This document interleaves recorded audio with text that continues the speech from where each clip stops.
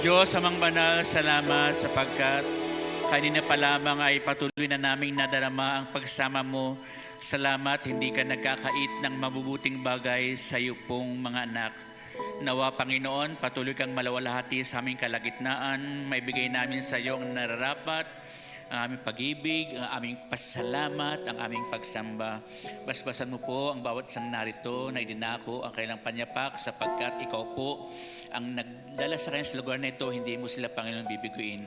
Basbasan mo rin, Panginoon, pagpalain ng iyong mga salita. Even, Lord God, sa lingkod mong gagamitin.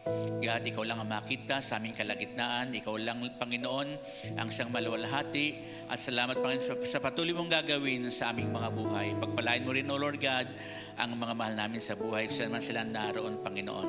God, marami pong salamat. Pinupuri ka namin sa katagumpayang ito. Sa pangalan ni Jesus, ang lahat po ay magsasabi ng Amen. Amen. Praise God. Sige po, you may be seated. Praise God. At Abril na ngayon. At isang linggo na marahil, isang linggo pa. On April 21, ay special day po yan sa ating mga JIL people. No? Mga JIL, na bawat isa po sa atin ay hindi lang inaanyayahan, kundi tayo po ay makiisa, makigalak, magsama-sama sa April 21 sa umaga ng April 21 ng alas 8. Ito po ay sa dyan ngayon sa Rafael Recto ba yun? Ralph Recto Sports Center dito po sa may Granha. At magmakisig po kayo. Isut po ninyo ang the best ninyo. Basta kung hindi man makisig ay maayos po, nalinis. Magsama kayo, mga mahal nyo sa buhay. Bilang pasasalamat po natin sa ginawa ng Panginoon for almost 34 years ng kanyang gawain sa lugar na ito ng Lipa City. To be exact, April 15, 1990 po, nang magsimula po magkaroon po ng Sunday service sa lugar na ito ng Lipa City. At yan po ay ating isa-celebrate sa darating na April 21, alas 8 ng umaga. Kaya nawa po ay ihanda na po natin ang araw na yan sa ating mga buhay. At pagkaisahan natin na magsama pa tayo ng marami pong mga tao. Umpisa natin sa ating mga mahal sa buhay, pamilya po natin. Kaya ay inaasahan po natin yan. Amen po ba? Pagkasabi sa katabi mo, dadalo tayo. Palakpan po natin ang Lord. For our scripture reading for today, Psalms chapter 96, verse 7, sabi po dyan ni Asaph, mga awit si Asaph. Sabi niya, in Psalms chapter 96, verse 7, ascribe to the Lord, O families of nations, ascribe to the Lord glory and strength. Verse 8, ascribe to the Lord. Sa iba pong salin, yung ascribe ay give. Ascribe to the Lord the glory due His name. Bring an offering and come into His courts. And verse 9, worship the Lord on the splendor of His holiness. Tremble before Him, all the earth. Sa mabuting balita po ang sabi, si Yahweh ay purihin ng lahat. Purihin ng lahat sa daigdigan. Purihin ang lakas niya at ang kanyang kabanalan. Verse 8, ang pagpuri ay iukol sa pangalan niyang banal. Dumulog sa kanya. Dumulog sa kanyang templo at maghandog ng mga alay. And verse 9, kung si Yahweh ay dumating sa likas niyang kabanalan, humarap na nanginginig ang lahat sa daigdigan. Ito po ang mabuting balita ng ating Panginoon. Palakpakan po natin siya. Amen. 2,000 years ago, dumating po ang Panginoon Yesus, dala ang mabuting balita upang marinig po ng sangkatauhan ang magandang plano ng Diyos sa lahat ng tao, ang magbana sila, tayo, ng buhay na walang hanggan. Na ang buhay natin dito po sa lupa ay magpapatuloy kapag tayo naligtas doon po sa kaharian ng ating Panginoon. At kung papaano pong umakyat na si Jesus sa langit, babalik po siya upang maghari na ng 1,000 taon dito po sa mundong ito na ating ginagalawan ngayon. And verse 9, ito po ating key verse. Ang pagpuri ay iukol sa pangalan niyang banal, dumulog sa kanyang templo at maghandog ng mga alay. Na habang iniintay po natin ang ating Panginoon Yesus, tuloy-tuloy lang po ang nararapat nating gawin. Ang tayo po'y sumamba sa Diyos, ang tayo po'y umibig sa Kanya, at ang tayo po ay maglingkod sa Kanya. Sabi nga po natin, paglilingkod. At sa April team po natin, meron po tayong April team for all the JL people worldwide. Ang ating pong team for April ay Revival, a call to, ano yun? Excellent service. Sabi nga po natin, excellent service. Kung ikaw po ay breadwinner, kumikita sa pamilya niyo po, at sinusuportahan nyo ang inyong mga magulang at mga kapatid mo na maliliit pa, sa pag-aaral po nila at pagkain po nila, ikaw po ay naglilingkod ng tapat sa kanila. Ikaw po ay kapakipakinabang sa buhay ng mga magulang mo, ng mga kapatid mo. At hindi lang po paglilingkod sa kapwa po ang kinakailangan po na magawa po natin sa buhay na ito, kundi ang pinakamataas na paglilingkod ay ang paglilingkod po sa ating Panginoon. Kaya nga po sabi ng verse 8, ascribe to the Lord the glory due His name. Karapat-dapat paglingkuran ang pangalan ng Diyos. Bring an offering and come into His courts. Ang paglilingkod po sa Diyos ay ang paghayo. Dala ang mabuting balita, pangaral ng patungkol sa pag-ibig ng Diyos at kaligtasan, na tatanggapin ng mga tao kapag sila po ay sumampalataya.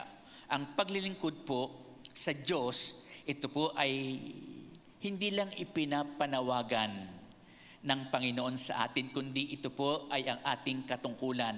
Ang sumamba, ang ibigin ang Diyos, at siya po ay ating paglingkuran. Give to the Lord the glory due His name. Bring an offering. Magdala ka ng handog sa Kanyang banal na templo. At ang pinaka-the best na may bibigay mong handog sa Kanya ay ang iyong sarili na gumagawa, naglilingkod sa Kanya. Kaya nga po sabi ng Romans chapter 12 verse 2, kaya nga ihandog mo ang iyong sarili bilang buhay na handog, banal at kalugod-lugod sa Kanya bilang iyong karampatang paglilingkod sa Kanya. Sabi nga po natin, paglilingkod. At sa umaga pong ito, ito pong ating pinakapakasa, offering God a life of service. Paghahandog sa Diyos ng buhay. Hindi lang ialay mo ang buhay mo sa Kanya, kundi ang lahat mong gagawin, ialay mo sa Kanya. Ang pagsunod mo ay para sa Kanya.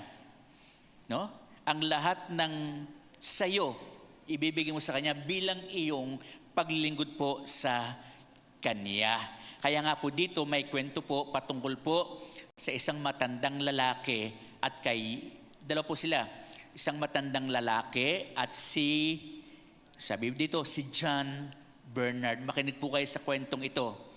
Noong 1798, sino pong nabuhay na niyan? Wala pa, hindi pa tayo tao dyan. Noong 1798, may isa pong artista. Komedyante po siya. Noong 1798, siya po ay taga-Britanya. Komedyante, artistang Briton, ng pangalan po ay si John Bernard. At sa kanya pong pagiging artista, Siya po'y nakilala hindi lang po sa Britanya, kundi sa Amerika. Kaya po, si John Bernard ay naglakbay sa Estados Unidos. At sa kanyang paglalakbay, para magtanghal, no? Sa mga tao doon na humahanga po sa kanya, may nadaanan po siya na isang sasakyang bumaligtad, isang karwahe na bumaligtad sa karsada ng estado ng Virginia, State of Virginia, isang estado sa Amerika. Isang karwahe, bumaligtad po ito sa isang karsada na daanan ni John Bernard. At may babae pong walang malay ang nakahandusay sa tabi ng karwaheng iyon. Kaya ho, pag kayo lalabas ng bahay, pray that the protection of the Lord be always upon us. At pag tayo po'y nakauwi naman ng ating mga bahay, pasalamat tayo sa kaligtasan, no, na atin pong naranasan. And even, mga mahal po natin sa buhay, araw-araw po natin silang ipagpipray para po yung protection ng Lord ay lagi pong sa kanila, sapagkat ang dyablo ay nagpipilit pong tayo po ay tampalasanin, wasakin, John 10:10b, wasakin, patayin, at nakawan po tayo ng kagalakan. Amen po ba? Pero ang Diyos po ay nariyan upang ating pong pagtiwalaan at upang tayo po ay ingatan. Pakisabi sa katabi mo, salamat sa Diyos at nakarating ka dito ng maluwalhati. Palakpakan po natin ng Lord. May isang babae nakahandusay sa karwaheng ito na bumaligtad. Ito ay agad-agad po na inireport sa kinaukulan. Iniulat ni Bernard na siya po ay nakakita ng isang matandang lalaki na pilit na tinutulungan ang babae. No? Isang lalaki, tinutulungan isang babae, at iniaahon mula rito sa karwahe ang dumagan, ang tumabon sa babae na halos kalahating tonelada ang bigat na bagahe na nakadagan po dito sa babae at sa karawahing yon. At ang komedyante pong ito, ang artistang ito, ay mabilis na tumulong. Inireport sa kinaukulan at tinulungan po yung matandang lalaki doon po sa babaeng kanila pong nakita. At pagkatapos po nilang matulungan ang babae, nung dalawa, inanyayahan po ng matandang lalaki si Bernard upang magpahinga. No? Tinitirhan po ng matandang lalaking ito doon po sa Mount Vernon, sa Virginia. Doon po sa kabundukan ng Mount Vernon. Saka lang po napagtanto ni Bernard, nalaman niya, napagtanto po ni Bernard na ang matandang lalaki ay si George Washington. Ang kilala na Amerikanong nabubuhay nung panahong yon. Kilala, sikat, popular, na nabubuhay noong panahong yon.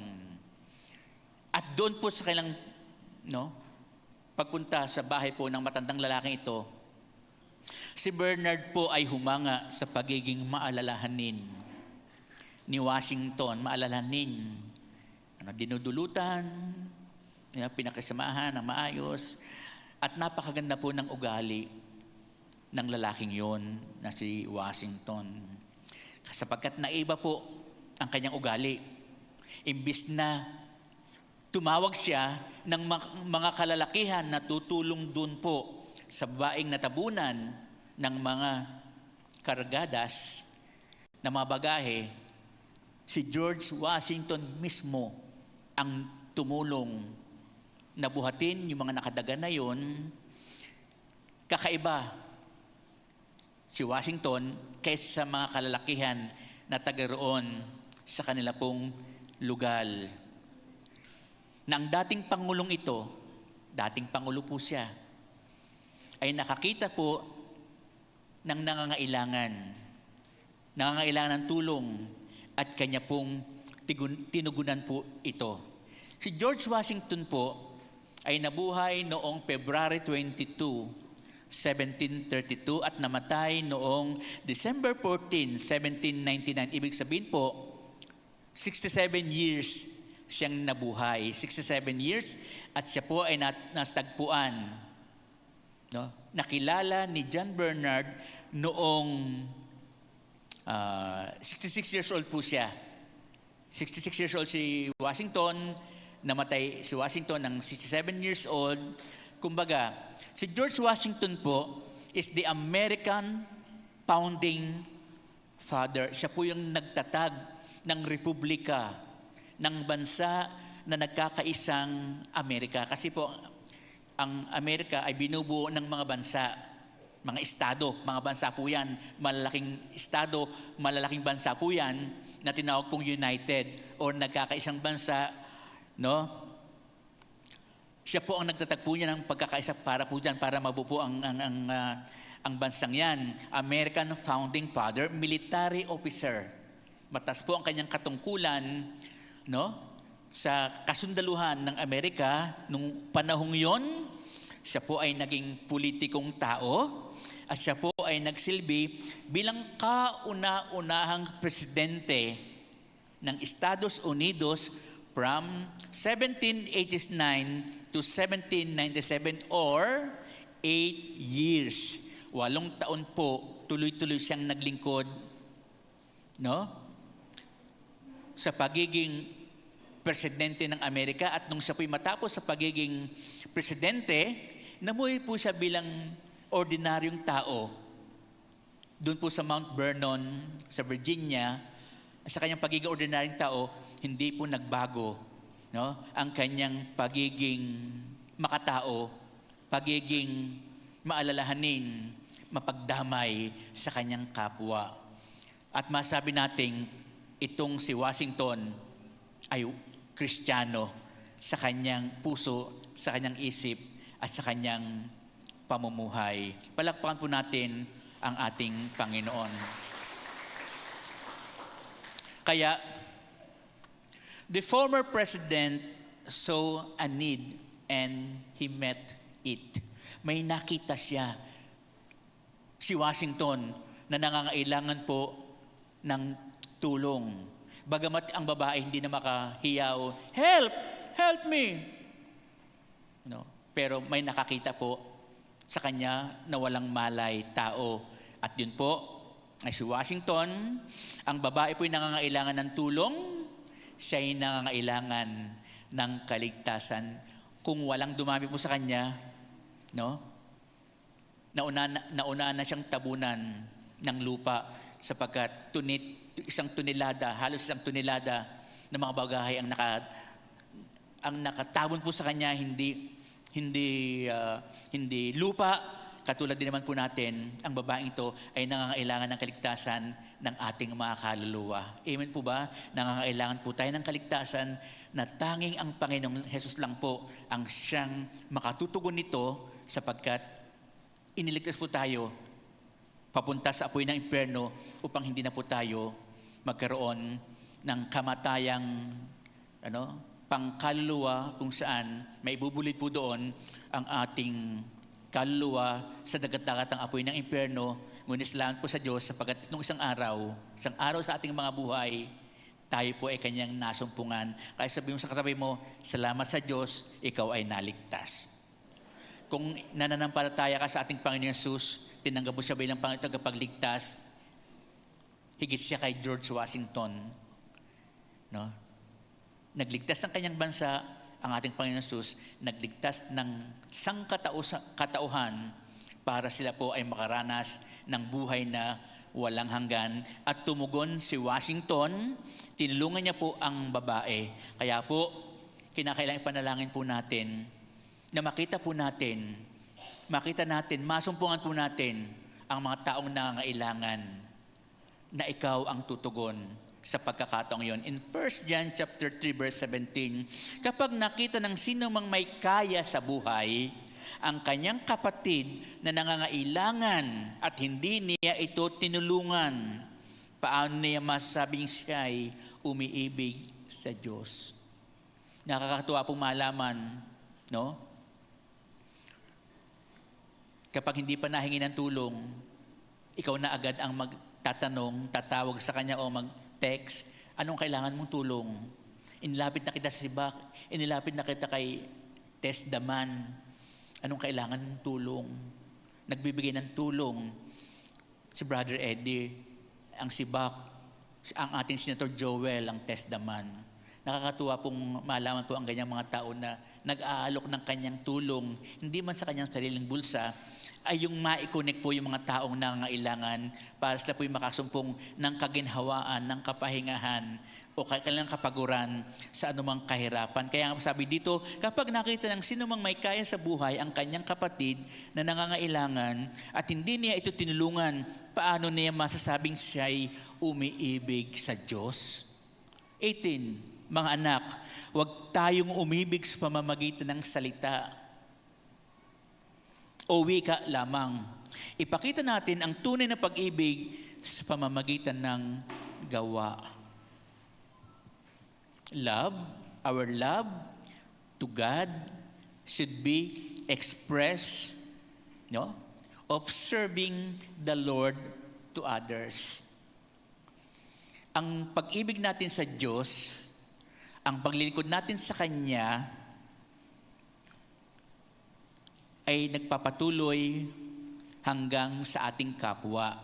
Kaya nga, sabi po dito, may mga tao po na hindi natin kilala. There are people who we don't know, people who are strangers to us, estanghero. People who seems to be hopeless, mga walang pag-asa, mga restless, pagod na pagod. And others, they are helpless, halos wala nang magawa. Kaya nakakalungkot po kapag may mabalitaan ka, no, kahit may kaya sa buhay,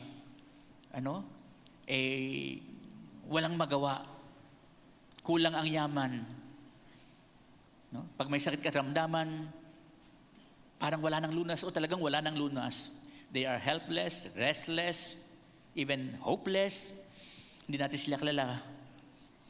Pero magagawa po natin, let us pray to God na makita natin sila, masumpungan natin sila, and to feel for them. Madama natin sila kung anumang tulong, prayer, or counsel, pagpapayo sa kanila, or pagpapalakas ng loob, or salita ng Diyos, malaki po ang magagawa po niyan. Anumang tulong ang kaya po natin. Material man yan, payo man yan, salita man ng Diyos yan ang ayon sa pangako ng Diyos, malaki po ang magagawa niyan sapagkat kaya ng Diyos gawin, ang lahat ng bagay na imposible kapag lumapit tayo po sa Kanya at kapag meron po tayong inilapit na nangangailangan ng tulong. Tanungin mo ang katabi mong nasa kanan, tanungin mo, anong pangalan mo? Tanungin mo nga. Alam nyo, hindi niya lang sinasabi ang kailangan niya.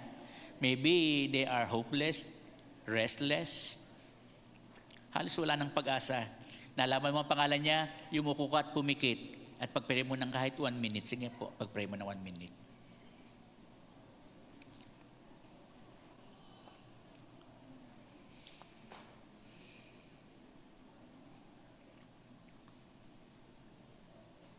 Yes, Lord. Salamat, Panginoon. Ipanalangin natin sa Diyos na makita natin, matagpuan natin, ang mga nangangailangan ng tulong. Naalala ko tuloy, may naalala ako, yung Samaritano, talinhaga ng Samaritano,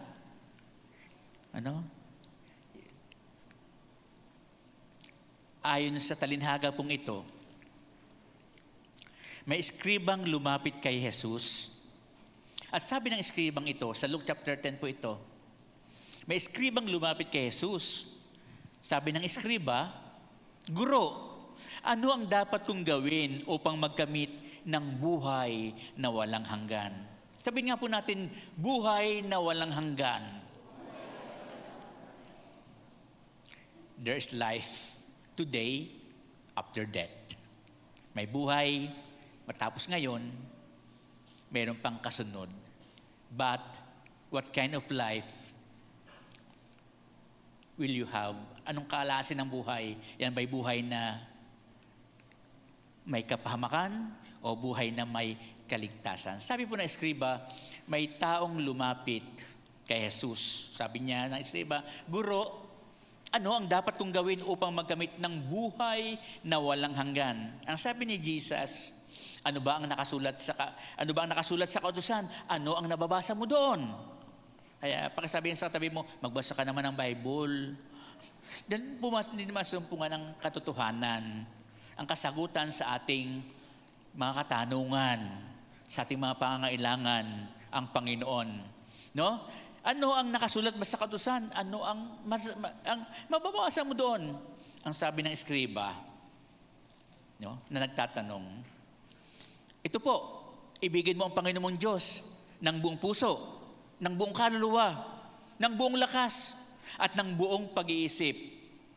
At ibigin mo ang iyong kapwa gaya ng iyong sarili.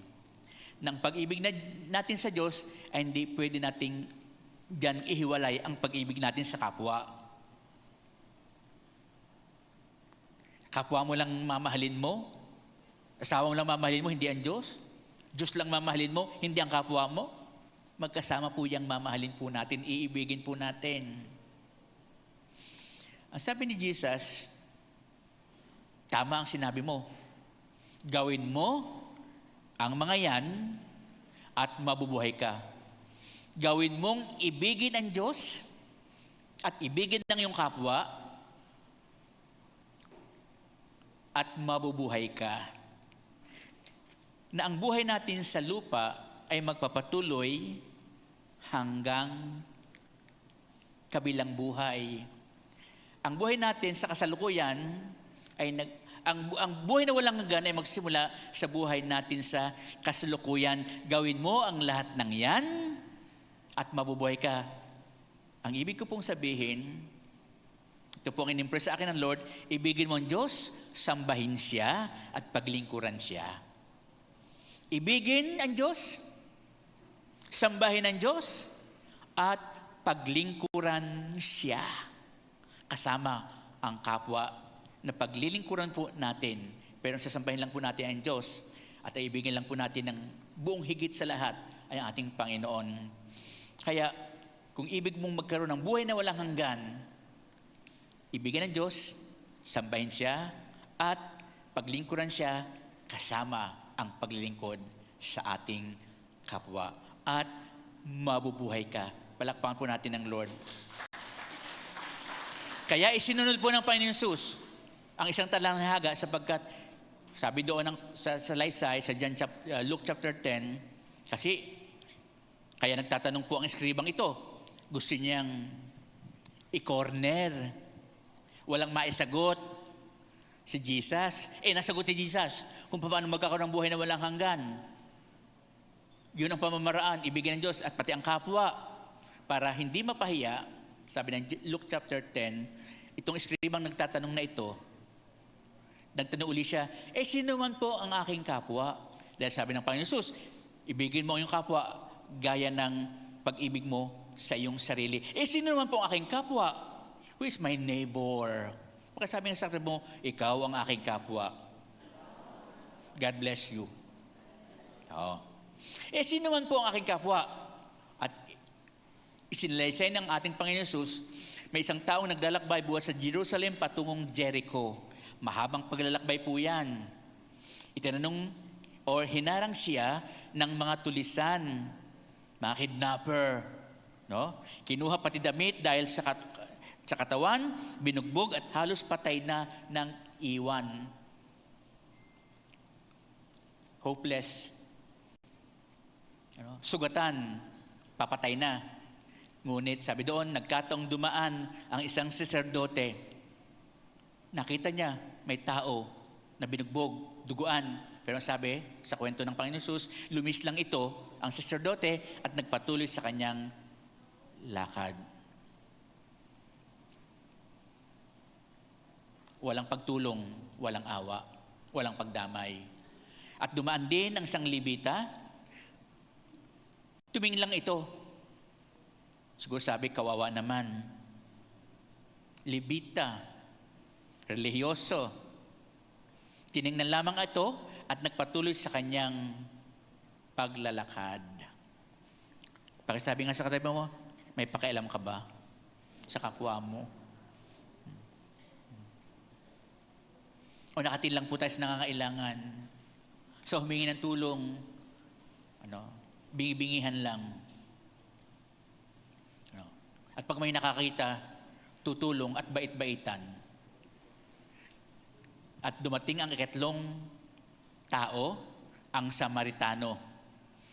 Nakita ng Samaritano ang kaawa-awang lalaki, bugbog sarado, walang malay at duguan. Nakita niya ito, nahabag siya, nilapitan ang nangangailangan ito, binuhusan ng langis at alak ang sugatang katawan, at tinalian pa ito, yung sugat na yon. Pagkatapos ay isinakay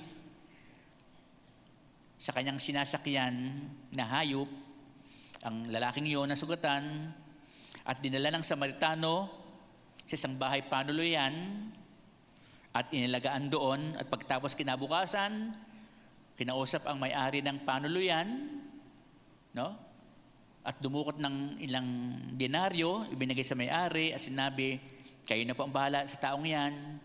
Ito po ang bayad sa kanya, alagaan niyo po siya hanggang siya ay gumaling. At ang tanong ng ating Panginoon, so sino ngayon ang nagpakita ng pakikipagkapwa, o ng habag sa taong nangangailangan? Sinasabi dito sa kwentong ito, na ang pakikipagkapwa po ay ang pagpapakita ng habag sa kanila. Pakikipagkapwa tao, pagpapakita ng habag, sapagkat sabi nga ho, ang umiibig sa Diyos ay naglilingkod sa Diyos at sa kapwa. Nahabag, dumadamay, tumutulong sa nangangailangan. Ulitin ko po, nahabag, dumadamay, hindi lang basta kaawawa pero wala namang ginagawa. Nahabag, dumadamay, tumutulong sa mga nangangailangan. Yan ang mabuting Kristiyano. Umiibig sa Diyos, umiibig sa kapwa, lalo na sa nangangailangan, dumadamay, nahabag, at tumutulong sa Kanya. Yun po ang ipamuhay po natin at mabubuhay po tayo nakalugod-lugod sa ating Panginoon. Amen po. Palakpakan po natin ng Lord. Itong si George Washington, ang ating Panginoon Jesus lalo na, may hangarin po na tayo po ay damayan. The woman was helped by Washington, and Washington in return was helped by Bernard. Si Washington, dinamayan yung babae. May nakakita kay Washington, si Bernard, at tinulungan din naman ni Bernard si Washington dahil hindi kayang mag-isa ni Washington kung siyang sarili lang niya. Pero nagsisikap si Washington, natulungan ang babaeng yon.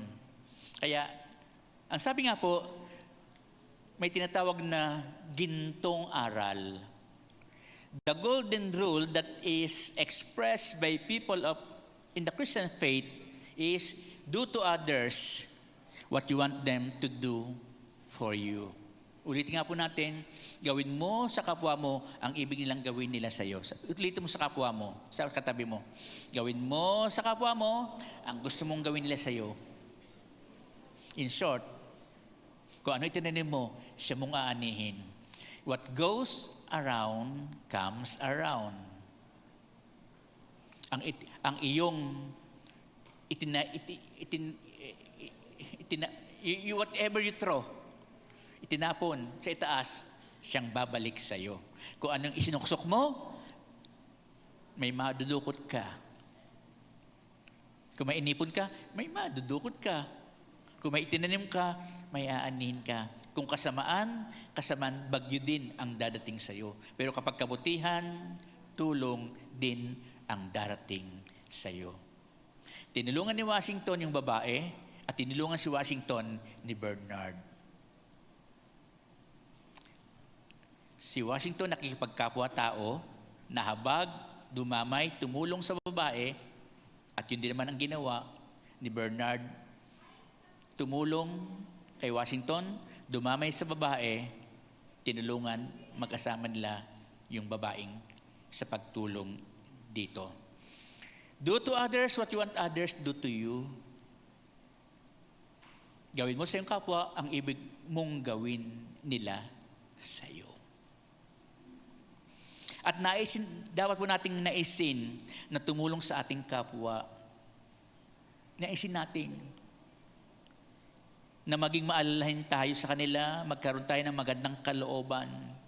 Ito ang nakita po ni Bernard kay Washington. Washington was thoughtful, helpful, and had a good behavior. Nakita ni Bernard kay Washington. Maging sa bahay ni Washington, ganun po si Washington. Kaya naman siya naging dakilang Amerikanong nabuhay, kinikilalang bayani, hero ng kanilang bansa hanggang ngayon. Kaya nga po ang kanilang pinakamalakanyang, ang tawag nila ay Washington Statement, Washington or White House or gano'n. No. Bilang pagkilala po sa kabutihang tao sa kanyang paglilingkod, ng kanila pong kababayang yun. Kaya nga po, we should desire good character that Jesus taught us. Kabutihan bilang mabuting tao, mapagtulong, maging maalalahanin po tayo at sumatin po yung magandang kalooban na bago po tayo. 2 Corinthians chapter 5 verse 17, if anyone is in Christ, is a new creation. All things pass away, and behold, all things become new.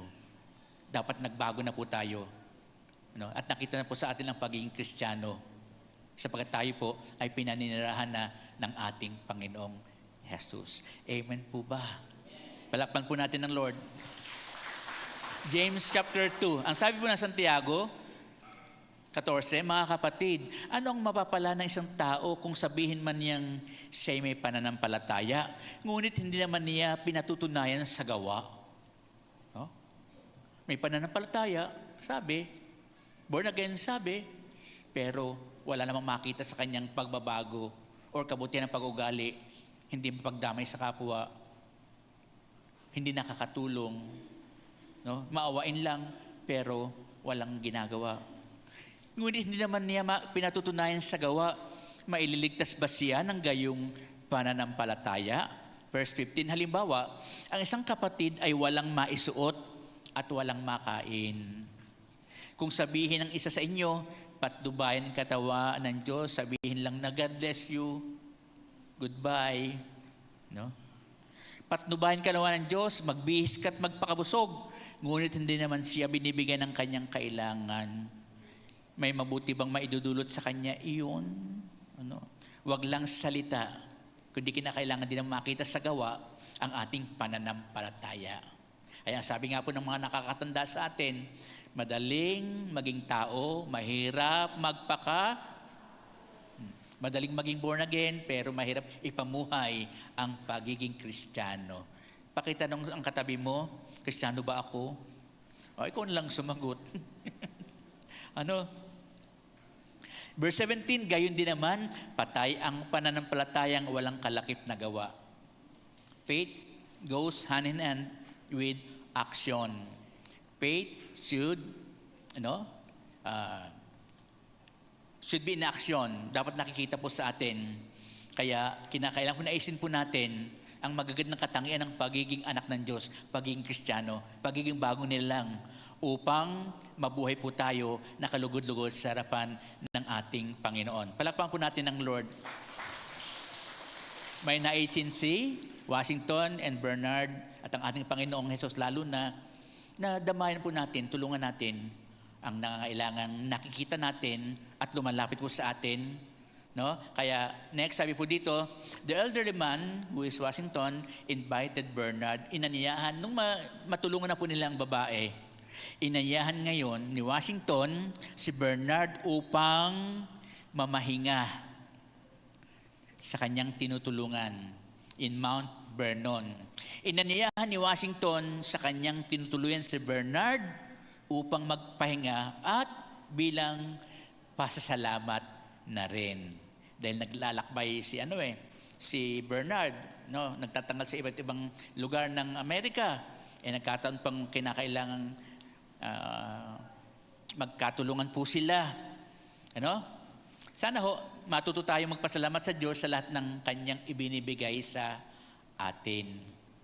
Alam nyo, si Washington, matalino po siya. No? Matalino po siya. At ito namang si Bernard, mayroon po siyang kakayanan na magpatawa. Pero sa pagkakataong yun, nagkaroon sila ng lakas, supernatural strength, upang yung tunilad ng nakadagan sa babaeng yon, no, ay kanila pong may alsa, maalis. Kaya nga po, naalala ko sinabi ng Panginoon dun sa, sabi niya, my grace is sufficient unto you. Ang lakas ko ay sapat sa inyong pangailangan. Ang biyaya ko ay sapat sa inyong pangailangan. Sa mga pagkakataong kailangan natin, nandyan po ang Panginoon upang tayo po ay tulungan at damayan sapagkat nakikita niya tayo na nagdanais, sumunod, tumulong sa ating kapwa. Amen po ba? Matuto po tayo magpasalamat sa Diyos sa anumang bagay na Kanyang ibinibigay po sa atin. Kaya ang sabi ng Psalm chapter 50 verse 14, offer to God thanksgiving and pay your vows to the Most High. Ang ihandog ninyo sa Diyos ay ang inyong pasalamat. Ang pangakong handog ninyo ay tuparin ninyong lahat. No? Pangakong susunod sa Diyos, tuparin. Pangakong maglilingkod sa Panginoon, tuparin. Pangakong magbabago, tuparin. Pangakong mag-iikapuna bilang pasalamat sa Diyos, tuparin. Pangakong dadamay, tutulong, at makikiambag sa Project Cornerstone po natin na ipinangakong pledges, tuparin. Pakitanong mga katabi mo, nangako ka na ba? Alam nyo, dito po sa ating Lone District, District 6, which is Lipa City, meron po tayong target. Binigyan po tayo ng target bilang pinakaambag po natin as JIL members and family, no? In a church, may target po tayo na almost 2 million. Pero ang nagpe-pledge pa lang po, nangangako ay almost 1 million plus.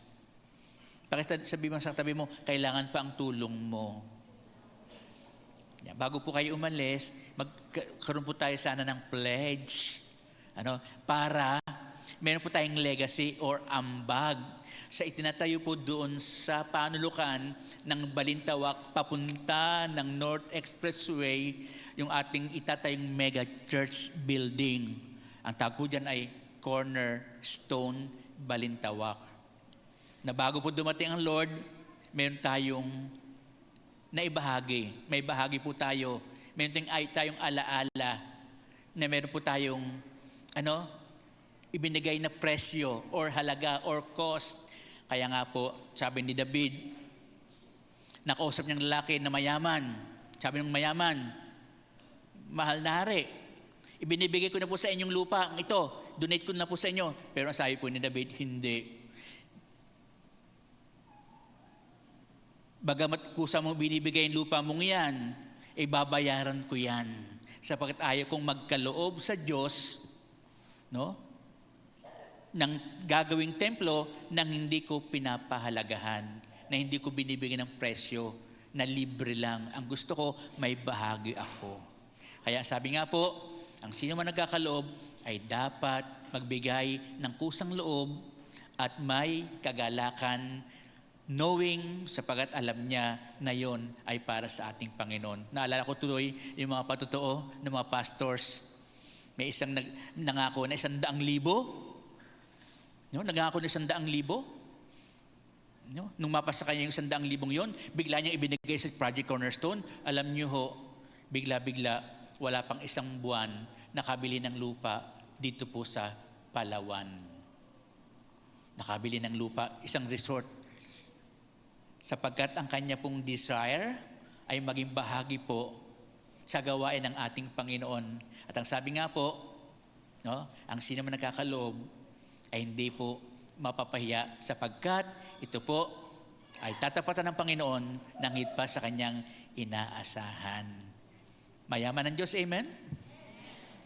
At ikaw ay kanyang pagiginhawain sapagkat nais mo na maging bahagi po ng Project Cornerstone na ito, dadating po ang pagpapala sa iyo kapag andun po yung desire at ginawa po natin, no, na magkaloob po sa kanyang banal na gawain. Kung mayroon ka ngayon ng kanyang kailangan, huwag nang sabihing bumalik ka at bukas ibibigay. At ang ating po mga pledges na yan ay hanggang September. Huwag mo nang intayin na ibigay sa September ang ipinangako mong 100,000 o 50,000 o 10,000 or what. Tapusin mo na hanggang Abril or Hunyo. Ang sabi nga dito, Proverbs 3 verse 27, ang kagandahang loob ay huwag ikait sa kapwa. Kung ikaw ay may kakayahan na ito ay magawa. Kung mayroon ka ngayon ng kanyang kailangan, huwag nang sabihing bumalik at bukas ibibigay. Halimbawa, gutom na po ako, tapos wala akong trabaho, putol pa aking kamay, bulag pa ako, pahingi po ng pagkain, bumalik ka na lang bukas. Meron ka namang suman sa lamesa, bumalik ka na lang bukas. Alam niyo ho, pinatatagal mo ang paghihirap ng taong nangangailangan na yon. Baka sabi nga sa tabi mo, maawa ka naman. Kung meron daw ngayon, may bibigay yun, huwag nang ipagpabukas pa. Hindi, yung naniningil sa'yo. Sa isang buwan na po, sa isang taon na po, pinahihirapan mo naniningil sa'yo. Pakisabi sa kanya, magbayad ka na ngayon. Meron naman pabayad. Pinatatagal-tagal mo lang paghihirap ng taong naniningil o humihingi ng tulong sa'yo. Pinatatagal mo lang po ang kanyang paghihirap. Kaya po sabi dito, huwag nang sabihing bumalik ka at bukas ibibigay. Katulad po ng pag-iika po natin, pasasalamat sa Diyos. Huwag mo isa sa buwan pa o tangin pa. Ibigay mo na ngayon. Para sa isang buwan, may another pagpapala ka pa na ibibigay sa ng ating Panginoon. Hindi installment kung magbigay po ang Lord. Yan po ay on time. Kaya on time din dapat ang ating pagbibigay ng ating responsibilidad sa Kanya. At ito po ang dapat nating ipangako sa Diyos. Huwag mong paasahin ang kapwa mo sa hindi mo naman gagawin. Huwag mong paasahin. Gawin mo na ngayon sapagkat ang kaligtasang inialok niya ay ngayon din. Hindi bukas ang kaligtasan. Ngayon ang kaligtasang iniaalok niya sa atin po. Kaya italaga po natin, ibigay natin ang ating mga sarili, ang ating paglilingkod, ang ating pagsunod sa ating Panginoon. Amen po ba? Palakpakan po natin ng Lord. Amen. Hallelujah. Now, ang sabi po dyan ay sa araw na ito, dapat po nating malaman na sa mata ng Diyos, in the eyes of God, the greatness is measured by loving action. Sa harapan, sa mata ng Diyos, ang kadakilaan ay nasusukat sa pamamagitan ng mapagmahal na pagdamay, pagtulong, pagkilos, hindi sa pamamagitan ng kung anuman ang meron ka o ipinagmamalaki po natin o reputasyon natin. Naku, hindi ako hawak dyan hindi ako pwedeng tumulong dyan. mabaho, ganyan. May mga utusan ako, yun na lang. No? Sa mata ng Panginoon, dakila ang tao na mapagtulong, mapagdamay, mahabagin sa kanyang kapwa. Nang pinakadakilang handog na may bibigay natin sa ating Panginoon Diyos ay ang paglilingkod sa ating kapwa. Gusto mo maglingkod sa Diyos? Pero kapwa mo, hindi yung paglingkuran. Nais mong ibigay ng Panginoon, iniibig mo ang Diyos daw. Iniibig mo daw. Pero yung lumalapit sa iyo, pinagkakaitan mo. Ang pinakadakilang handog na may bibigay natin sa Diyos ay ang ating buhay na naglilingkod sa ating kapwa. Hindi lang po yung paghayo ang paglilingkod sa Diyos or pagbabahagi ng mabuting balita sa Bible teacher, kundi even helping others who are in need, yung nangangailangan. Dumadamay na habag, tumutulong. Tumayo po tayong lahat.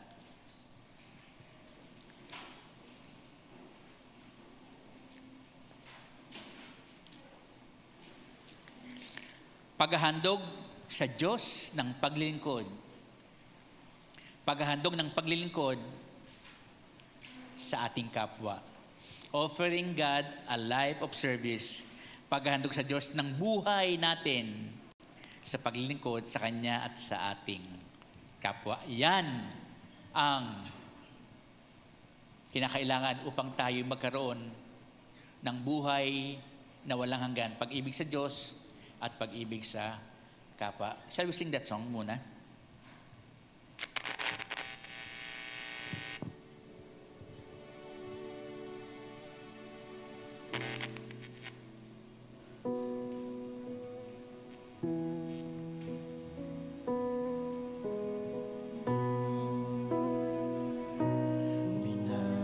Minamahal kita, O Diyos aking Ama.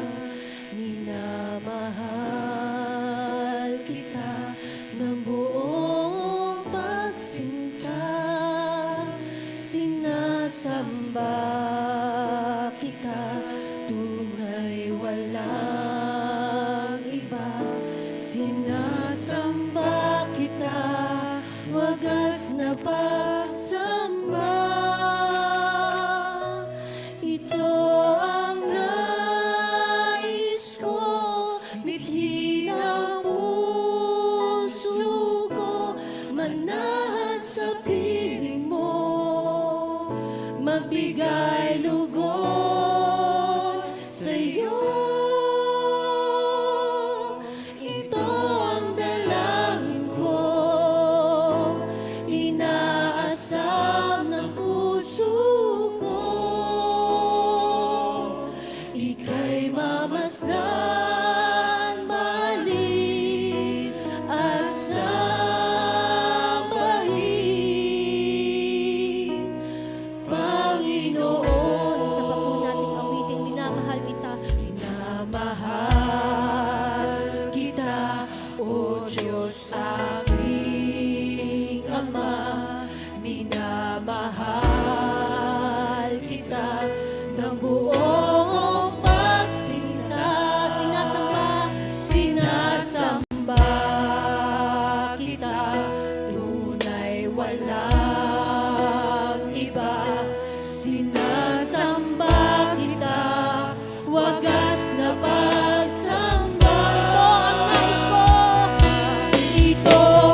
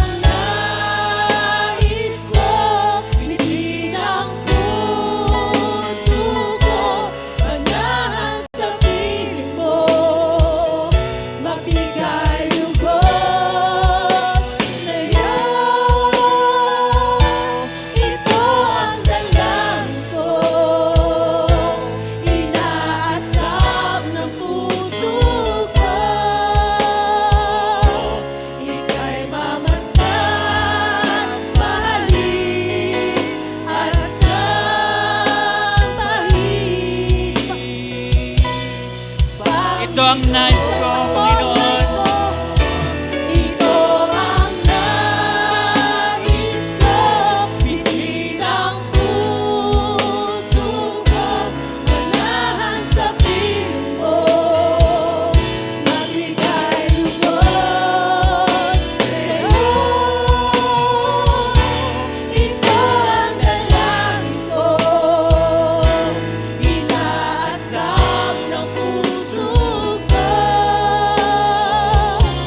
Ika'y mamasdan, mahalin, at sambahin,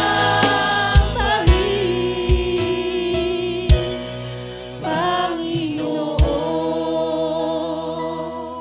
Hindi po natin kilala ang bawat isa, ngunit kilala ka po ng Diyos. Ang ngayon mo, ang pinagdaraanan mo, ang kalagayan mo. Maaaring tayo po ay estranghero sa bawat isa, pero nais ka pong maging kaibigan ng Panginoon, maging anak ng Diyos, at hindi nangangailangan ng mga bagay na imposible sa iyong akala.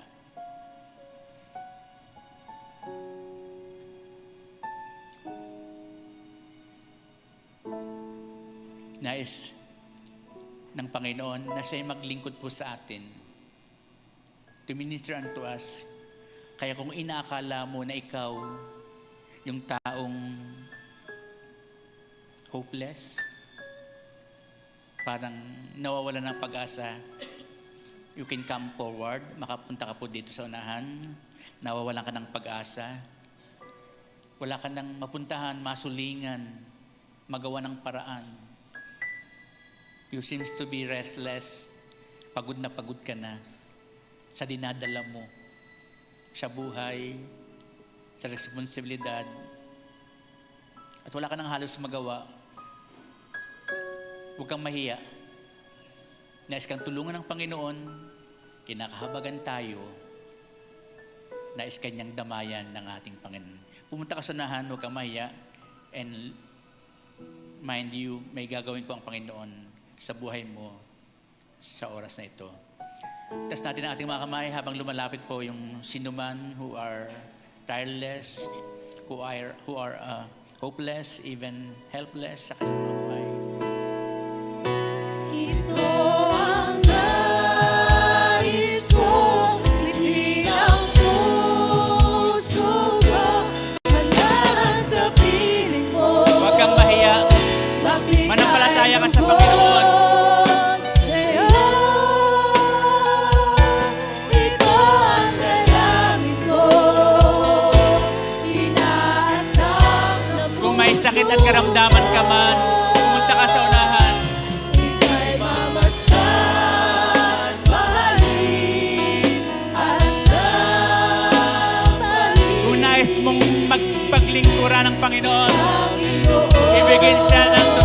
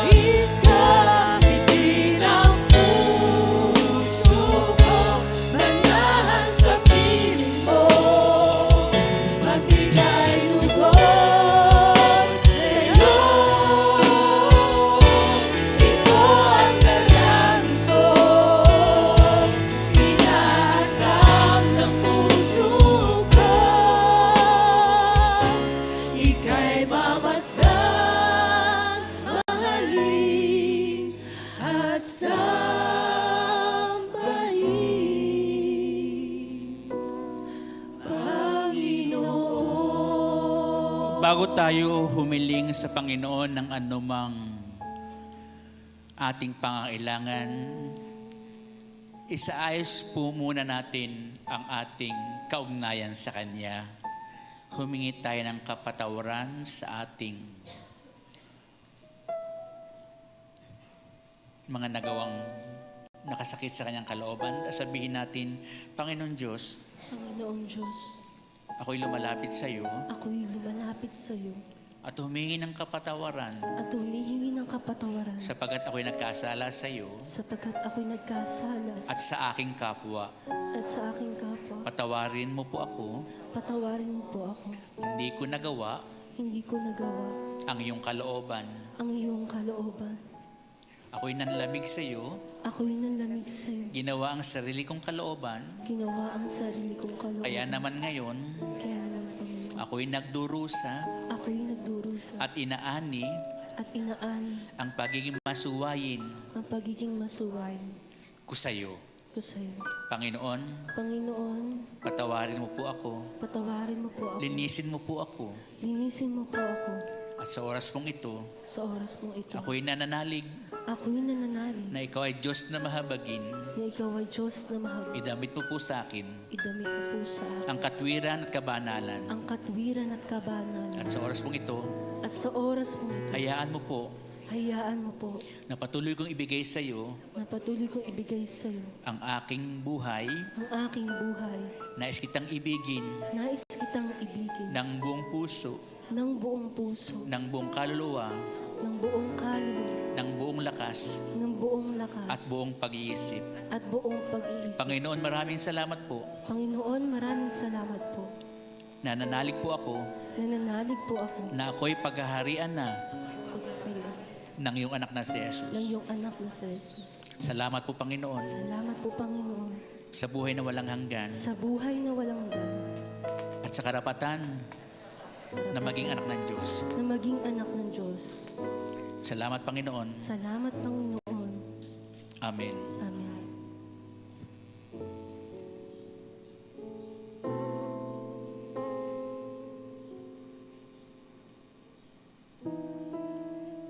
Panginoon,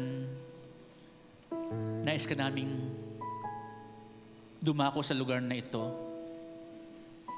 upang kami katagpuin na dumaloy sa aming kalagitnaan, Panginoon, ang iyong agos katulad ng karagatan napapawi ng anumang kabigatan po at tutugon sa aming pangangailangan.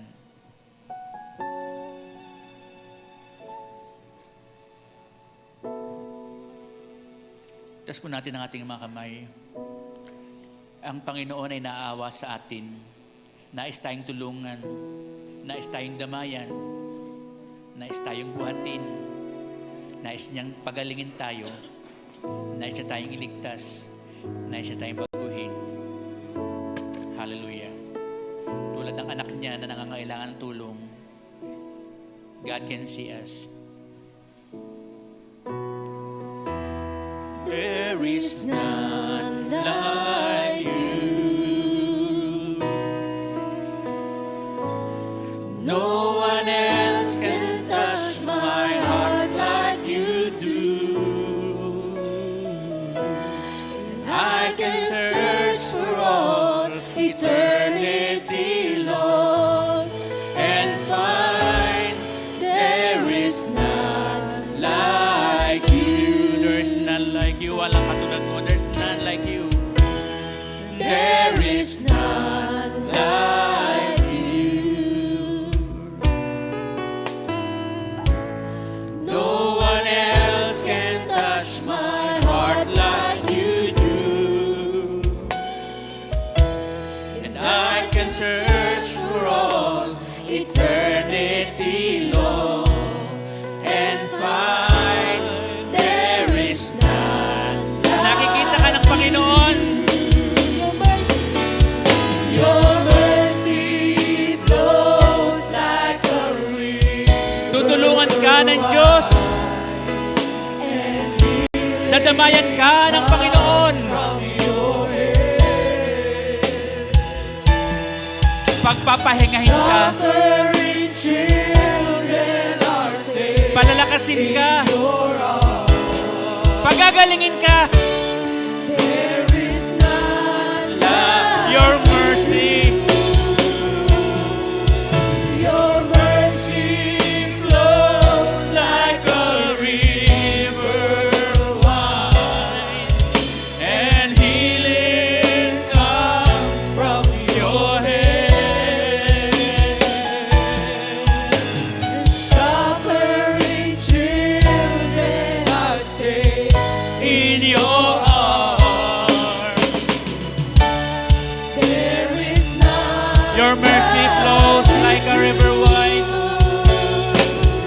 Your mercy flows like a river wide, and healing comes from your hand.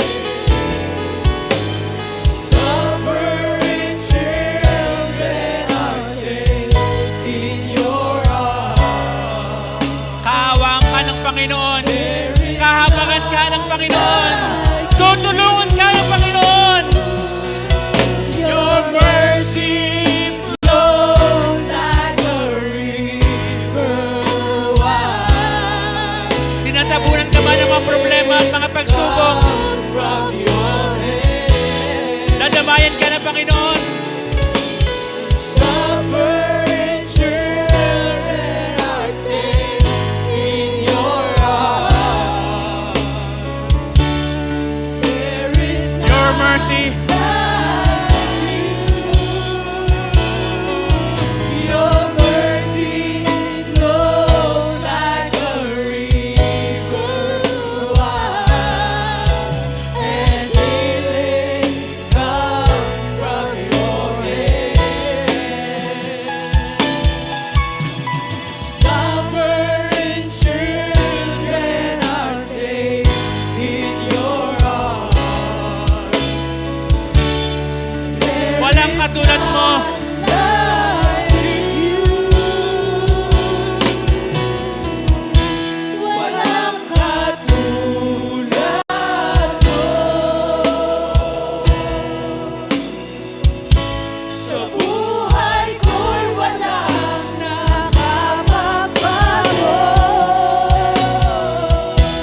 At kahit na humana kailan pa man, tunay walang katulad. Lumapit ka sa Panginoon. Walang katulad mo. Ihiyaw mo. Isigaw mo. Sa buhay Tawagan mo. walang nakapagbago. At kahit na humana kailan pa man, tunay walang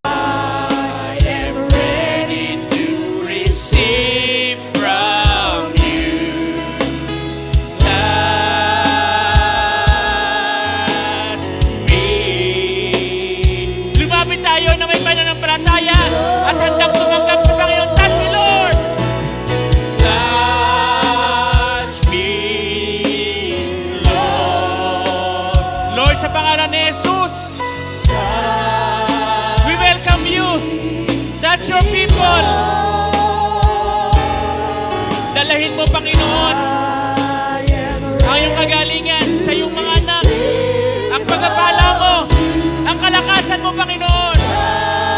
Dalahin mo, Panginoon, sa iyong mga anak, ang kailang pangailangan.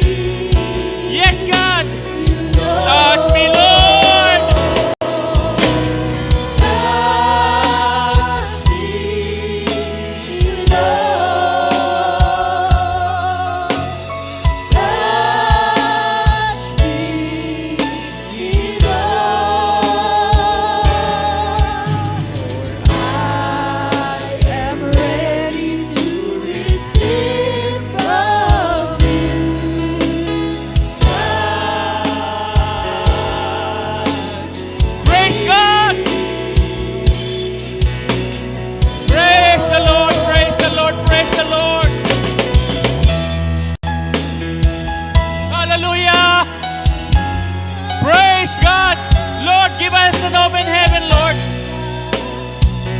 Buksan mo, Panginoon, ang iyong kalangitan.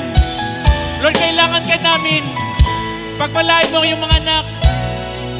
Nakikita mo, Panginoon, kailang pangangailangan. Hallelujah.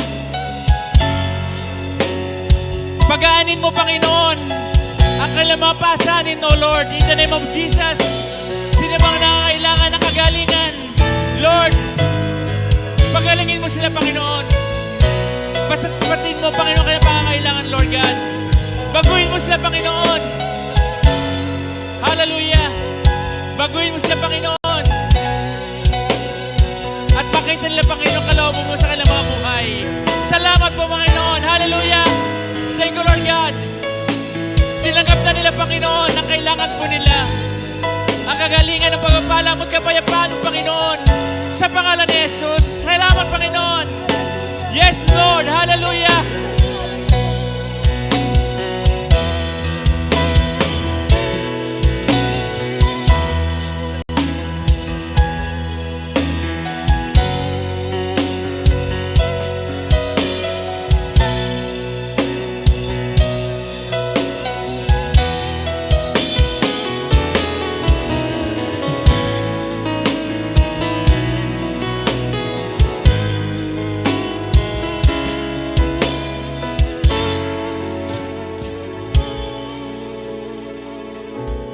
natin ang ating mga kamay. Ano man ang dasal ng inyong puso, sinambit ng inyong mga labi, nasa isipan mo, narinig, nalalaman ng Panginoon yan.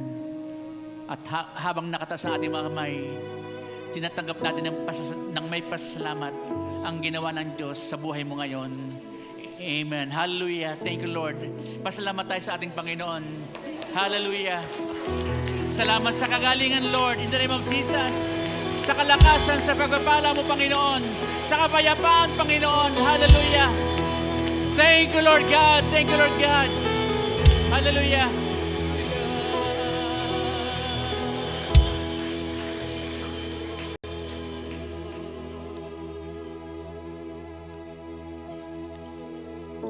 Hallelujah. Sige po, magpasalamat tayo sa ating Panginoon. Hallelujah. Thank you, Lord God.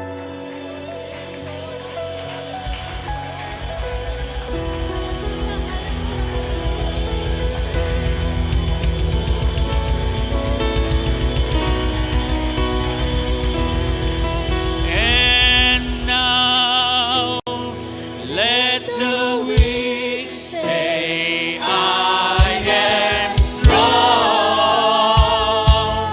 Let the poor say, I am rich, because of what the Lord has done for us. And now, let the weak say, I am strong. Let the poor say, I am rich, because of what the Lord has done. Give thanks with a grateful heart. Give thanks with a grateful heart. Give thanks to the Holy One.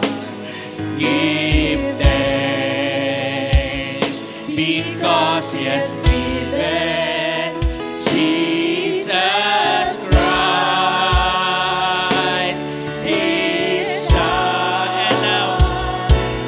And now, let the weak say, I am strong. Let the poor say, I am rich, because of what the Lord has done for us. Give thanks. Sinabi ng Panginoong Jesus sa nagtatanong sa Kanya, paano mabubuhay? Ibigin mo ang Panginoong Diyos ng buong puso, buong kaluluwa, buong lakas at buong pag-iisip at mabubuhay ka. Gawin mo yan, mabubuhay ka. Ibigin mo ang Diyos, sambahin mo siya, paglingkuran mo siya, maging ang iyong kapwa, at mabubuhay ka ngayon. At sa kabilang buhay, ikaw ay kanyang makasama. Tanggapin po natin ang ating pagpapala na ibinigay ng Panginoon. Receive your healing. Receive your healing. In Jesus' name, receive the strength you need. Amen. Amen! And receive the peace from the Lord. Ang kapayapaan mula sa ating Panginoon, tanggapin niyo po ang kailangan niyong pagpapala. God bless you all po. Amen.